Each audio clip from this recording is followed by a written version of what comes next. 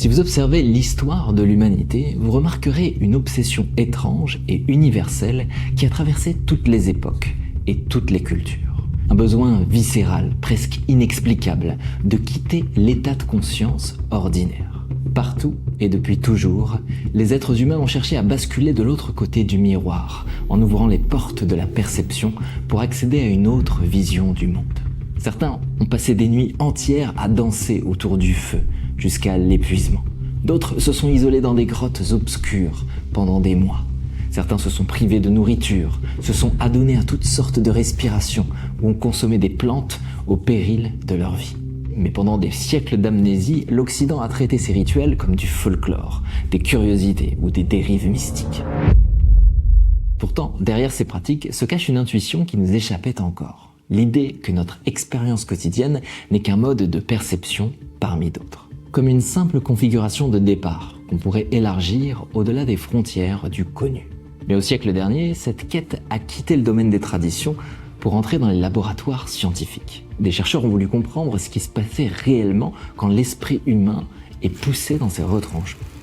Et ils ont découvert qu'il peut s'éveiller à d'autres dimensions, générer des paysages et des expériences d'une intensité inouïe, pour se libérer de traumas, se reconnecter à son essence profonde ou se relier à plus grand que lui. Alors, lorsque le verrou de la conscience ordinaire lâche, c'est tout un océan de structures symboliques et d'archétypes collectifs qui remontent à la surface pour ouvrir un paysage vers les profondeurs de la psyché humaine. Mais jusqu'où ces états modifiés de conscience peuvent-ils nous entraîner? Qu'est-ce qu'il y a au-delà des territoires inexplorés de la conscience humaine? Et quels sont les chemins qui peuvent nous permettre d'y accéder?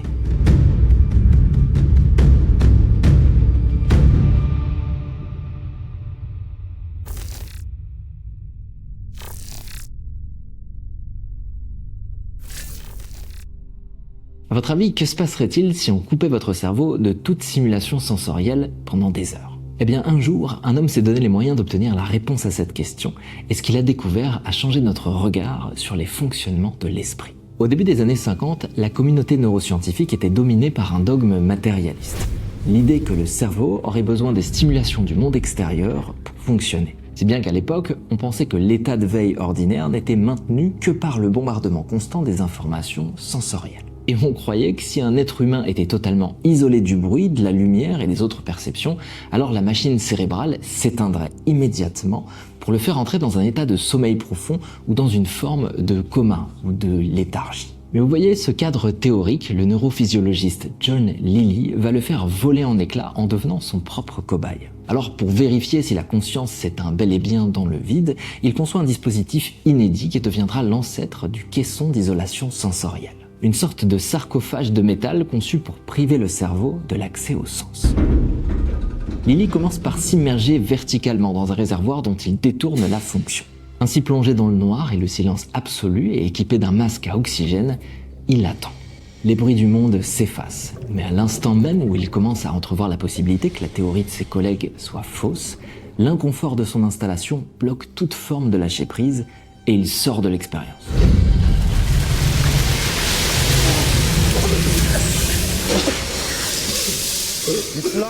Mais persévérant, il repense entièrement son concept et crée un nouveau caisson de privation sensorielle. Un bassin horizontal cette fois, rempli d'eau chaude et saturé en sel d'Epsom. Le sel augmente la densité de l'eau, ce qui permet au corps de flotter à la surface sans effort en supprimant le besoin de porter un masque. Et il fixe la température à 34,5 degrés, ce qui correspond à la température de la peau. De cette manière, en plus de plonger dans le silence et le noir absolu, il fait aussi disparaître l'impression de gravité et supprime les frontières thermiques entre l'environnement et le corps pour une déconnexion totale. Et en menant cette expérience des centaines de fois, il documente son parcours personnel étape par étape avec la rigueur d'un scientifique et celle d'un explorateur de la conscience. Alors, grâce à lui, on découvre que généralement, dans de telles conditions et pendant les 3 premiers quarts d'heure, le sujet fait face au bavardage mental résiduel de sa journée. Mais ensuite, le corps se détend et le flot des songes se calme. Et privé des sensations du monde extérieur, l'esprit développe une sorte de soif sensorielle, une deuxième phase critique où le système nerveux cherche désespérément à fabriquer du signal à travers des micro-mouvements inconscients. Mais une fois ce deuxième seuil franchi, le cerveau change radicalement de régime. Et là, la pensée linéaire bascule vers des hallucinations oniriques d'une netteté supérieure à l'état de veille normal. Le portail qui mène à de nouvelles perceptions s'ouvre sur un nouveau monde. Et en 1958, lors d'une immersion prolongée, Lily passe définitivement de l'autre côté du miroir. Là, il se voit réduit à un point lumineux de pure conscience, suspendu hors du temps, dans un vide doré, où il entre en contact avec deux guides issus de son inconscient, comme deux entités.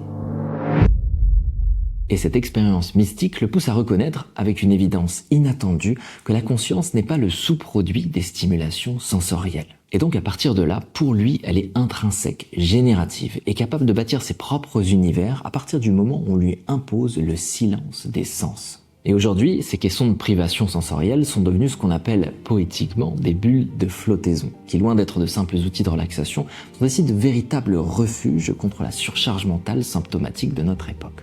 Mais aussi, ce sont un peu comme des vaisseaux pour explorer les profondeurs de la psyché. Et c'est comme ça qu'il y a 70 ans, ce que John Lilly décrivait comme un voyage mystique au fond du vide, cachait en réalité un mécanisme très précis qui en dit long sur la manière de franchir les portails qui mènent vers d'autres états de conscience. Mais alors, que se passe-t-il exactement ? Un jour, en menant des observations poussées, le chercheur britannique Robin Carhart Harris a mis en lumière un concept révolutionnaire, la théorie du cerveau anthropique.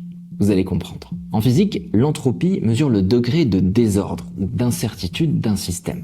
Mais appliquée au cerveau, elle décrit le niveau de flexibilité, d'imprévisibilité ou de liberté cérébrale. Pour que ce soit simple à visualiser, imaginez que le fonctionnement de votre esprit se situe sur un curseur entre deux extrêmes qui vont de la rigidité au désordre. Eh bien, dans la vie de tous les jours, notre cerveau maintient une entropie relativement basse. Ce qui signifie qu'il préserve l'ordre. Il est très structuré, prévisible et même parfois un peu rigide, si bien qu'il y a comme une vigilance constante qui nous maintient en alerte, réactif et disponible. Et ça, c'est ce qui définit notre état de conscience ordinaire. Et vous voyez, le grand responsable, c'est un réseau neuronal complexe qui met en relation de nombreuses régions cérébrales différentes et qu'on appelle le réseau du mode par défaut, ou le DMN. Et lui, il agit un peu comme un grand chef d'orchestre de notre ego et de nos perceptions rationnelles. Disons qu'il est un peu comme le maître à penser de notre état ordinaire. Sa mission principale, c'est de maintenir l'ordre pour nous permettre de rester concentrés sur la vie quotidienne. Maintenant, si vous entriez dans des états modifiés de conscience par la méditation, l'hypnose ou la transe, ou peut-être la consommation de certaines substances, eh bien, ce serait comme si on baissait le volume de ce chef d'orchestre et qu'avec lui, l'emprise de l'esprit analytique s'estompait de plus en plus. Alors, sans ce gardien pour imposer l'ordre habituel, votre cerveau entrerait dans un état de haute entropie. Et l'activité électrique cérébrale serait plus fluide, plus imprévisible, mais aussi plus libre, ce qui entraînerait deux changements importants. Premièrement, des régions qui ne se parlent jamais d'habitude se mettraient à communiquer entre elles. Et deuxièmement, ce chaos donnerait naissance à de nouvelles perceptions, comme des visions symboliques, des intuitions fulgurantes, des effets synesthésiques ou des sensations extraordinaires, à la limite de l'indescriptible. Et c'est ce qui est arrivé à John Lilly quand il s'est enfermé dans son caisson d'isolation sensorielle pendant des heures. Et c'est là que la magie a opéré. Son cerveau est entré dans un état de haute plasticité et dans une forme d'anarchie fertile qui a donné lieu à de nombreuses expériences fascinantes qu'il a documentées toute sa vie. Parce qu'en réalité, comme l'expliquait le physicien et psychologue Charles Tart, un pionnier dans le domaine, notre état de conscience ordinaire n'est qu'une structure parmi d'autres. Et quand vous quittez vos repères habituels, l'esprit ne s'éteint pas pour autant. Il se réorganise différemment et reconstruit une nouvelle façon de percevoir le monde. C'est un peu comme si vous changiez de système d'exploitation. Et ce changement de perception, qu'on appelle état modifié de conscience ou état altéré de conscience, introduit de nouvelles règles dans votre perception de la réalité. Votre rapport au corps, à l'espace, au temps et à la logique qui organise vos pensées opère différemment, ce qui ouvre les portes qui mènent à de nouvelles fenêtres de perception. Mais quelle fenêtre de perception exactement ? Pour vous représenter clairement ce changement de perception, vous pourriez imaginer que votre conscience peut voyager à travers un espace doté de 4 portails ouverts sur différentes dimensions de vous-même. Ce serait un peu comme des passages qui vous permettraient d'accéder à tout type d'état modifié de conscience. En quittant le bruit du monde, vous pouvez commencer à déambuler dans cet environnement et observer que chaque portail est comme une fenêtre ouverte qui vous offre une vue panoramique inhabituelle sur la réalité. Et la toute première fenêtre dans laquelle vous pourriez regarder, c'est la fenêtre introspective. C'est le seuil de l'inconscient personnel et souvent la première étape du voyage. Vous savez, c'est le moment où le miroir de l'esprit cesse de refléter le monde extérieur pour se tourner vers l'intérieur et révéler les coulisses de votre psyché. Il correspond à tous les états de conscience que vous pouvez expérimenter quand le bavardage de surface s'estompe et que les portes de votre mémoire et de votre imagination commencent à s'ouvrir. Là, les pensées linéaires s'effacent pour laisser place à des visions intérieures spontanées. Vous pouvez voir des paysages symboliques, une forêt, un océan, un chemin brumeux, qui sont un peu comme la traduction visuelle de vos états psychiques. C'est la zone où sont stockés vos souvenirs, vos traumatismes, mais aussi vos ressources oubliées, et l'espace depuis lequel vous pouvez dialoguer avec différentes facettes de vous-même.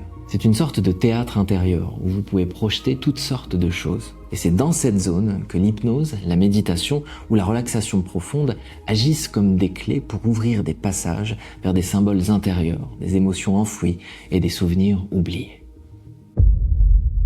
C'est pas encore le grand vide mystique, mais un territoire intérieur où se cachent bon nombre de secrets, d'automatismes et de mécanismes inconscients. Le portail suivant, c'est la fenêtre somatique. Ici, le voyage change complètement de texture. C'est quand la conscience quitte le mode analytique pour entrer dans le pur ressenti.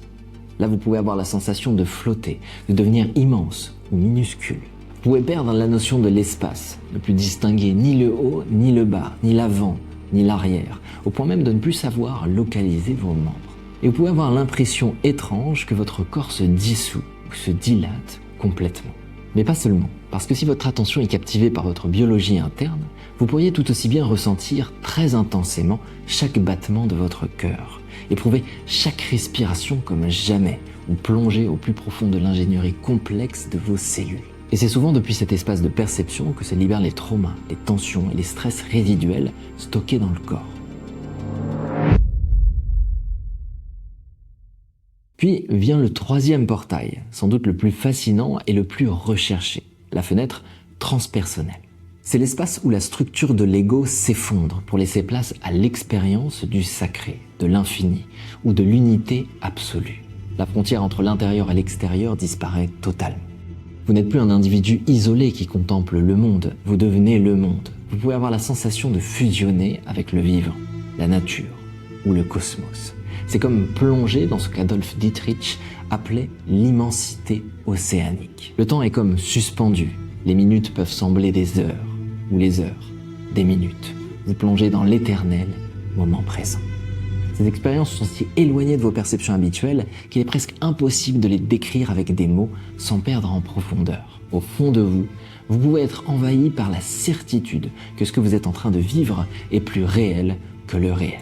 Avoir la conviction profonde que vous faites face aux vérités fondamentales de l'existence et que les secrets de l'univers sont en train de vous être révélés.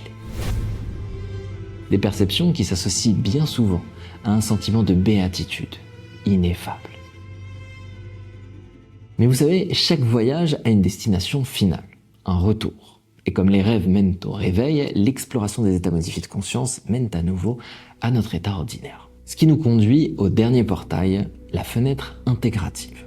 Disons que c'est un peu comme le retour au connu. C'est la phase la plus cruciale et pourtant la plus souvent négligée. Cet espace regroupe tous les états modifiés de conscience associés au réveil d'une transe et d'un voyage intérieur. Parce que quand vous sortez d'une méditation profonde, d'une séance d'hypnose ou d'une bulle de flottaison, votre esprit ne retrouve pas son état normal instantanément. D'abord, vous traversez une zone intermédiaire où la conscience est encore légèrement altérée. Et là, vous pourrez revenir à vous-même en étant accompagné par un silence intérieur très profond, comme si les bavardages habituels étaient encore suspendus. Et vous pouvez encore percevoir des sensations étranges, comme une impression de légèreté, de lourdeur, ou une oscillation entre le sommeil et l'éveil. Vos perceptions sont différentes de d'habitude, un peu comme si vous portiez sur le monde un regard d'enfant. Et vous savez, c'est aussi ces moments où si vous repensez à vos problèmes quotidiens, vous les percevez sans la charge anxieuse habituelle, comme s'ils étaient un petit peu plus lointains. Et vous pouvez voir vos propres fonctionnements mentaux avec plus de neutralité et de recul. Vous pouvez aussi avoir une profonde sensation d'alignement et l'impression que les solutions à vos problèmes, maintenant, apparaissent comme des évidences. C'est comme si, avant de revenir à la normale, il fallait que doucement se retire le voile de la transe. Mais alors cette transe, quels sont les chemins qui peuvent nous permettre d'y accéder ? Vous imaginez bien que l'humanité n'a pas attendu la science pour explorer la conscience, et à travers les âges et les cultures, elle a utilisé différents moyens pour explorer ces espaces intérieurs. Et si on prend un peu de hauteur, on s'aperçoit que les méthodes pour entrer en état modifié de conscience peuvent se diviser en 5 grandes voies. La première, sans aucun doute la plus directe, la plus instantanée, mais aussi parfois la plus radicale, c'est la voie chimique. On ingère une molécule qui va interagir avec les récepteurs cérébraux, suspendre le filtre de la conscience ordinaire et projeter l'esprit vers une altération significative des perceptions. Et dans l'ère moderne, l'histoire la plus marquante pour l'illustrer, c'est celle d'un homme qui, sans le vouloir, va influencer toute la contre-culture américaine des années 60. Et ça commence le 19 avril 1943 à Bâle, en Suisse, quand le chimiste Albert Hofmann décide d'ingérer une dose qu'il pense infime d'une molécule et qu'il a découverte dans son laboratoire, le LSD.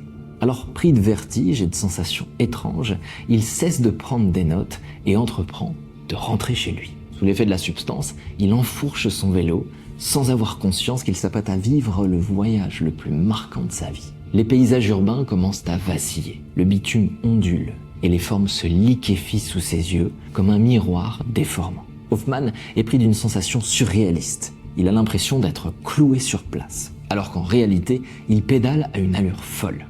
Escorté par son assistant, complètement dépassé par la situation, le temps semble s'étirer à l'infini. Et lorsqu'il franchit enfin le seuil de sa maison, le voyage bascule dans une terreur absolue. Le gardien de son esprit essaie de se raccrocher au réel, mais le filtre a totalement sauté. Pour Hofmann, le monde familier est devenu une menace. Si bien que quand sa voisine de palier s'approche pour lui tendre un verre de lait, il ne la reconnaît même plus. Et son visage amical lui apparaît comme une sorcière malveillante, cachée derrière un masque hideux. Allongé sur son canapé, il est persuadé qu'il a perdu la raison, que sa propre découverte est en train de le tuer. Il ressent son corps comme une enveloppe vide et étrange, mais en réalité, sa biologie est stable, son cœur bat normalement, mais son esprit, lui, vient de franchir un point de non-retour. Et doucement, la panique laisse place à un émerveillement total. Et c'est le moment précis où la tempête se calme pour ouvrir sur ce qu'on a appelé plutôt la fenêtre transpersonnelle. Les yeux fermés, Albert Hofmann assiste à un feu d'artifice de formes géométriques, un flux de spirales kaléidoscopiques et de couleurs intenses. Et c'est là qu'il expérimente un phénomène fascinant, la synesthésie. Quand chaque bruit de la pièce, chaque grincement de porte ou passage de voiture au loin se transforme instantanément en une image colorée qui danse devant ses yeux. Comme si ses perceptions visuelles et sonores s'entremêlaient. Et l'illusion d'être un individu séparé s'évapore pour laisser place à une sensation d'unité absolue, un sentiment océanique.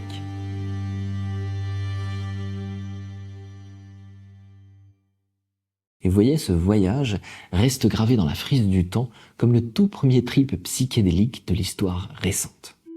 Et quelques années plus tard, le LSD quittera les laboratoires pour entrer dans les universités, comme à Harvard où il sera mis en avant par un professeur de psychologie sur le point de devenir l'une des figures les plus influentes de la contre-culture américaine, le créateur du slogan « Turn on, tune in, drop out », Timothy Leary. Et aujourd'hui, à côté du LSD se déclinent de nombreuses molécules issues d'une pharmacopée sacrée vieille de plusieurs millénaires. Parmi elles, la psilocybine, issue des champignons hallucinogènes utilisés depuis la nuit des temps. Ou le peyote, ce petit cactus dont on extrait la mescaline, un pilier des rituels chamaniques amérindiens ancestraux et qui offre des visions géométriques d'une clarté saisissante. Mais aussi l'ayahuasca, ce breuvage amazonien qui, en libérant la DMT, projette la conscience dans un dialogue direct avec l'intelligence de la nature. Ou d'autres molécules très puissantes comme le 5-MeO-DMT, une substance qu'on trouve à l'état naturel dans le venin du Bufo alvarius, un crapaud mexicain et dont l'absorption provoque une dissolution quasi instantanée de l'ego. Mais pendant des décennies et suite aux excès de la contre-culture, toutes ces molécules ont été bannies et interdites par les autorités. Et c'est seulement depuis quelques années que la recherche médicale a repris ses droits et on assiste désormais à un retournement historique, une nouvelle révolution psychédélique qui est en train de transformer la psychiatrie moderne. Et en ce moment même, dans les plus grandes universités mondiales, des chercheurs redécouvrent la puissance thérapeutique de ces substances, non plus pour un usage récréatif, mais dans un cadre clinique sécurisé. Et un peu comme une civilisation qui sortirait tardivement de son amnésie pour renouer avec les vertus de ses médecines ancestrales, peu à peu, nous sommes en train de nous réapproprier l'héritage sacré de la Terre. Et maintenant, on utilise parfois la psilocybine pour traiter les addictions et les dépressions sévères. On étudie la MDMA pour guérir les personnes souffrant de stress post-traumatique, la kétamine pour stopper les crises suicidaires, et même le LSD, longtemps diabolisé, fait son grand retour pour apaiser l'anxiété existentielle des patients en fin de vie. Et toutes ces recherches démontrent la même chose. En baissant le volume de notre chef d'orchestre cérébral, la voie chimique permet à l'esprit de s'auto-guérir, en se réorganisant différemment.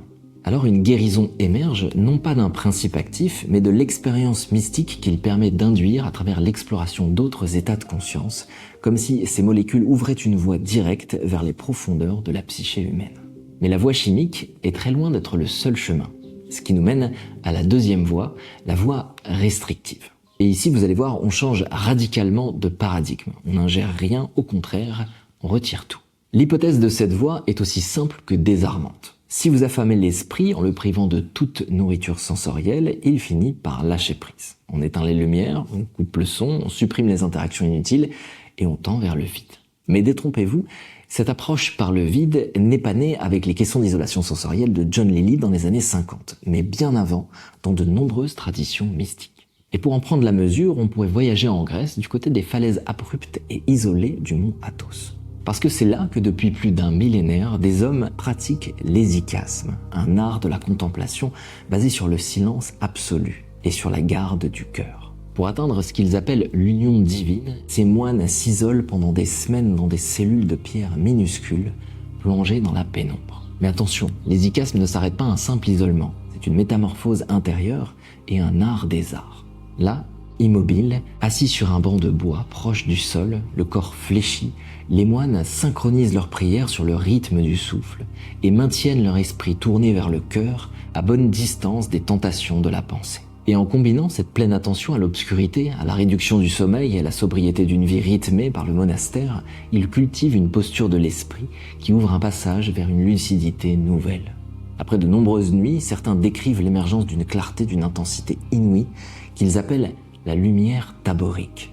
Un état de conscience pur où l'esprit, libéré de ses filtres habituels, entre en relation avec le divin, en relation avec Dieu. Et dans le secret de ces cellules de pierre, ce que les moines effleurent n'a plus rien d'une privation. C'est un embrasement qui ne peut se résumer à un espace vide, mais de pure présence.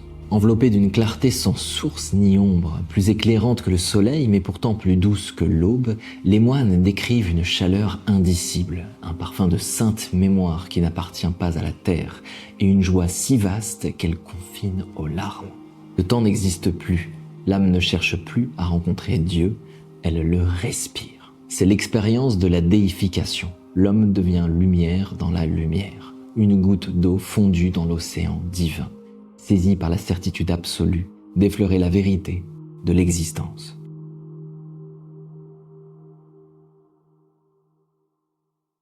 Et aujourd'hui, notre modernité occidentale, si bruyante et saturée, a cherché à retrouver le parfum de ce grand silence par d'autres chemins, dépouillés de leur vocabulaire religieux, mais fidèles à la même intuition. Et c'est ce qu'on recherche à travers les bulles de flottaison où l'eau tiède du sel tente d'effacer les frontières du corps pour offrir un cocon hors de l'espace et du temps. Et c'est aussi l'essence des retraites dans l'obscurité totale. Vous savez, les dark rooms, où on vient chercher au bout de quelques jours de face à face avec la nuit, des intuitions fulgurantes, des visions symboliques et transcendantales. Et sous ces airs profanes, apparemment adogmatiques, l'homme moderne cherche toujours la même chose, recréer ce désert intérieur pour que l'invisible puisse à nouveau se manifester.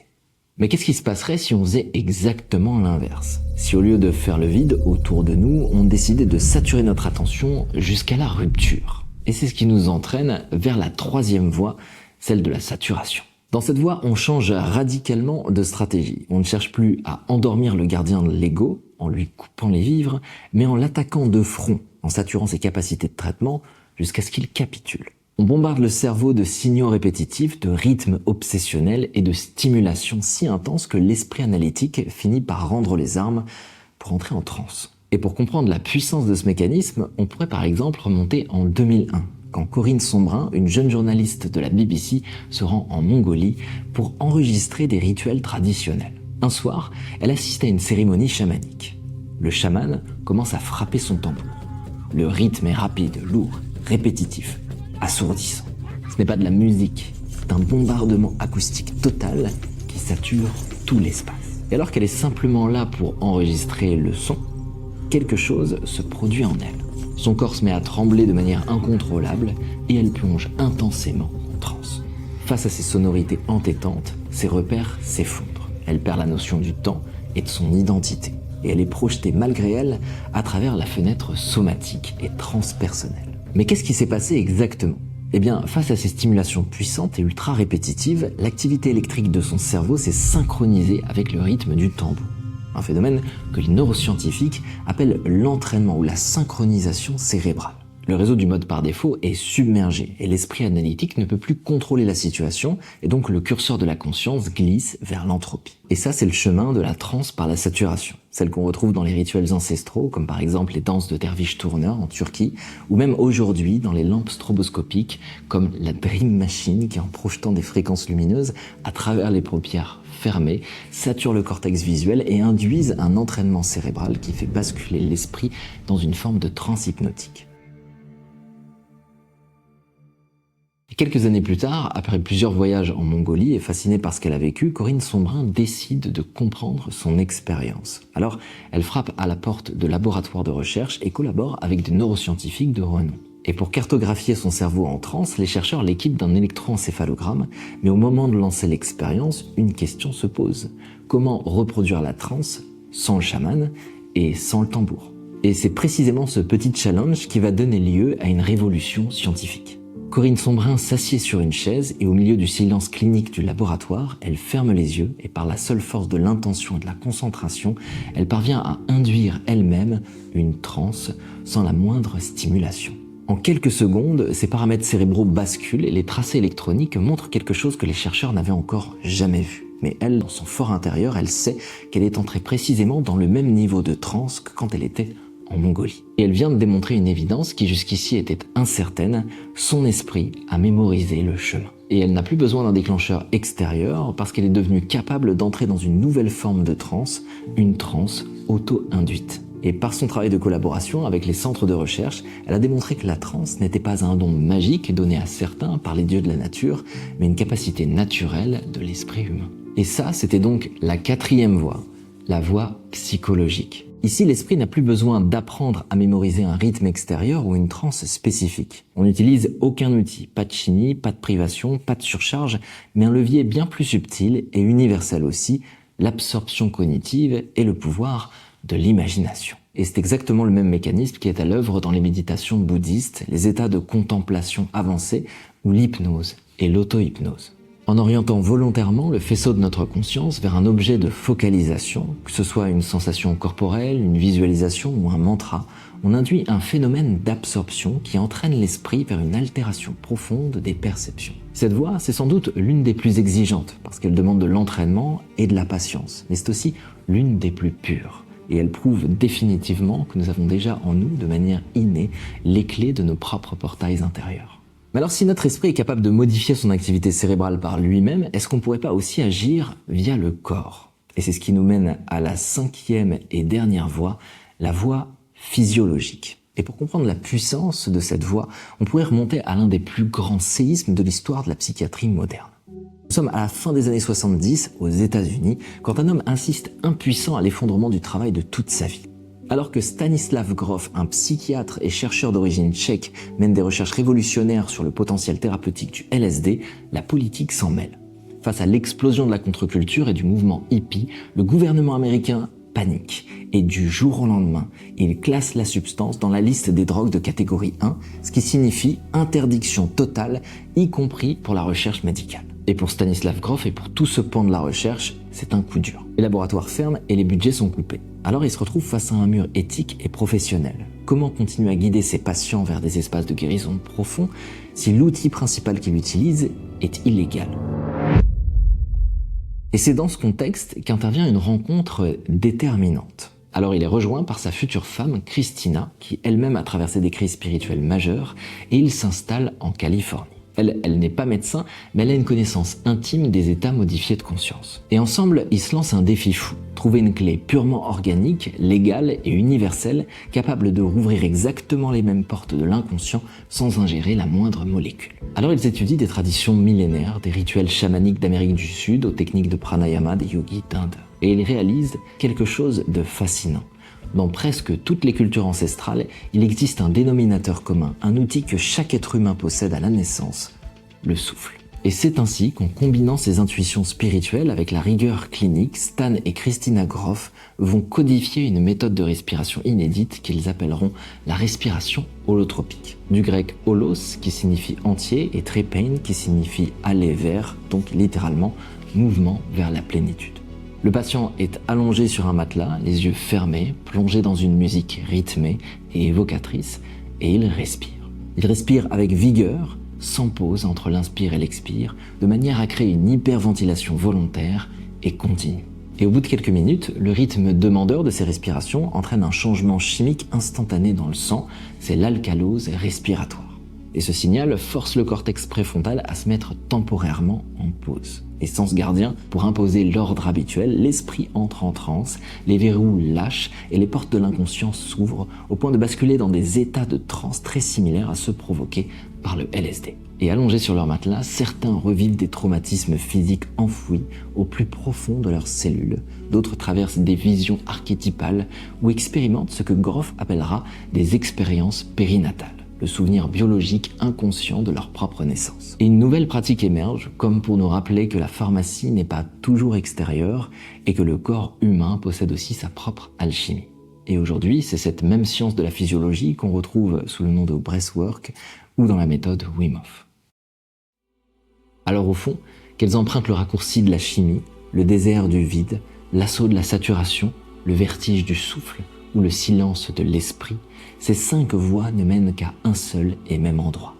Elles ne font que briser la plus grande illusion de notre condition humaine, celle de croire que nous sommes des observateurs isolés, installés à la fenêtre d'un monde qui nous serait extérieur et dont on serait séparés.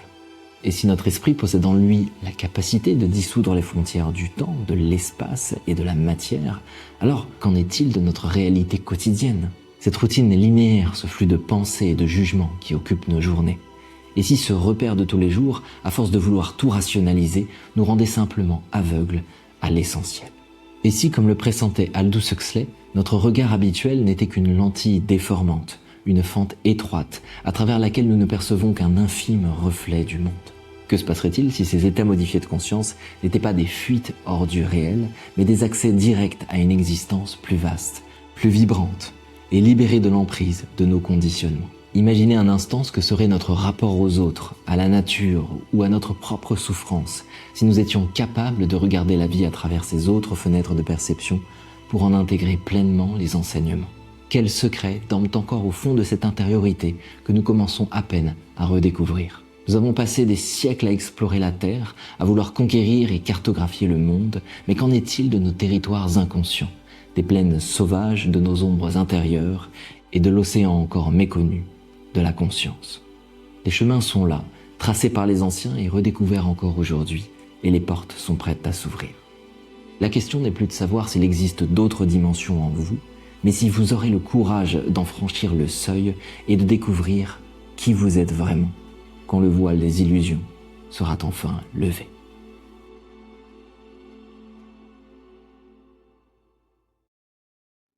Alors franchir ces portails intérieurs et explorer ces territoires inconscients, ça peut sembler un peu impressionnant. Et c'est un cheminement qui demande de la douceur, de la méthode et un cadre sécurisant. Alors si vous avez sincèrement envie de vous initier sans vous aventurer dans des voies inappropriées, j'ai créé un espace d'entraînement et une communauté de pratique dédiée à l'exploration de ces états de conscience grâce à la méditation, la respiration et l'hypnose. Et en le rejoignant, vous allez apprendre à apaiser le mental en douceur pour vous permettre d'accéder à de nouvelles perceptions, vous libérer sereinement de schémas inconscients et vous reconnecter à vos capacités enfouies. C'est un lieu de transformation pour dépasser les épreuves intérieures, accéder à plus de clarté et de présence au quotidien et soutenir l'éveil de votre esprit. Et je vous y accompagne semaine après semaine dans le sanctuaire. Alors si vous ressentez le besoin de progresser dans cette voie, vous pouvez y accéder en cliquant sur le premier lien en description. Et ce sera une joie et un vrai plaisir d'échanger avec vous pour vous soutenir dans cette démarche. Merci pour votre écoute. Si vous êtes toujours là, commentez vélo. Ce sera mon petit clin d'œil à Albert Hoffman. Et je saurai à quel stade de la vidéo vous êtes arrivé.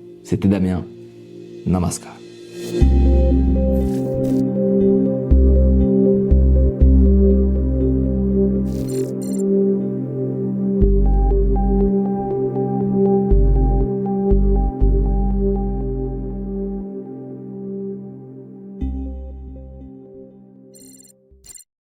Si vous observez